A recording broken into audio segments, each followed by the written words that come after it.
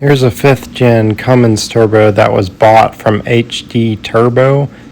This turbo failed really quickly. It was just on a service truck, so it's not like it was used to be raced around or anything. I've worked on a lot of turbos, and I can tell you for sure, I've had some turbos that I repaired that was directly from a brand new Cummins truck that only had 1,000 miles on it, where the nozzle broke, and Cummins does not warranty that, or maybe they would, but their time to wait for another turbo can be 3 to 6 months.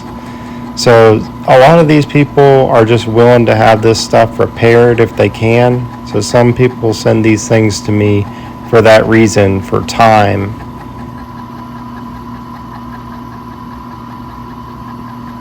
I think it's finished. Is it done? I'm going to show you this 5th gen Cummins that we just finished, and a little bit about what we had to do to it. And it keeps missing the hole there. Put those raised edges up there, it's not going to sit flat.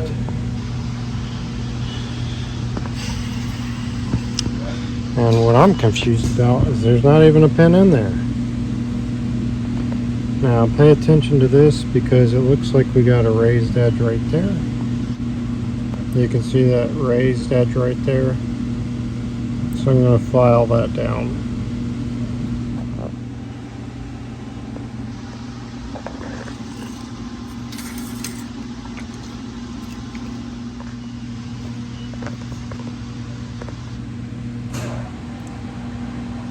I polished up the compressor housing because the original compressor wheel rubbed inside the housing and left an aluminum mess on the inside back here where the radius was.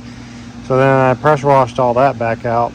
We had to re-sleeve that bearing housing because when it had so much shaft play, the turbine wheel started beating up against like the turbine housing and the bearing housing, and it egged it out. So we had to remachine it for a sleeve, then machine the sleeve to size so that we could restore those tolerances so the rear seal will seal.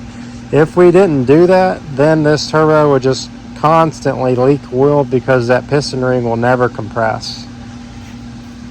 Originally this came from HD Turbo. They said that they were not going to warranty this. It was a low mileage turbo. Based on my findings, I would think it would be their fault, but it's possible it could be the guy that installed it, but I kind of have a hard time believing that. Sometimes stuff will just fail and it's hard to kind of diagnose that. In this case, the turbine wheel was bent. Not sure why that was. Maybe the rear bearing locked up. Like the way that could happen is if there was debris inside the bearing housing that got in there from install, locked the bearing up. That's a possibility. There could have been debris in there from the time that that it was installed from it being built. I don't have the actuator on there right now. On this side, this is where our actuator is, and what we're checking for is make sure that this hole lines up, which it does. I made a special tool to do that. And the way you're supposed to install the actuator is you're supposed to put it in home position, and then I think on the earlier models, like maybe the 4th gen, either early 4th gen or the late 4th gen, I think it's one tooth over. The way you know that is you have to look at where the pin is, the pinhole.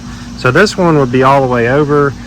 What they would do is have that actuator plugged in, cycle the key so the actuator gear rotates around and then comes back to home position, turn the key off, install the actuator with the new seals, and then this turbo will be ready to run. It'll be in calibration and everything, but you can always recalibrate it.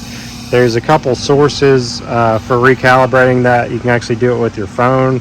I'll leave a link in the description box about that. Here's a side view. This cord and wiring harness, that is the speed sensor on this turbo. That's your oil feed. That's your coolant right there. The coolant actually does go to one side of the actuator. Right here is your coolant port. So here's what it looks like. It's a little bit different than the 4th gen. You got a little ridge right there where it could be opened up bigger. When I machine these for bigger turbine wheels, I just kind of machine that all the way back so it's even, and then flare it all the way up until the turbine wheel. That's if we're upgrading this. This is just a stock rebuild, and here's all the extra parts: the gasket, the drain gasket, the oil feed O-ring that comes part of the rebuild kit. I need a 5th gen Cummins turbo rebuild kit. I will link to that in the description box. These are kits that I've put together. They're very high quality. They work perfect if you're trying to rebuild your 5th gen Cummins and have exactly all the parts from somebody that rebuilds these, that knows what they're doing, so you're going to get the correct item and not waste a bunch of time with somebody trying to sell something and make a little bit of money online. Check out the links below, shopturbolab.com.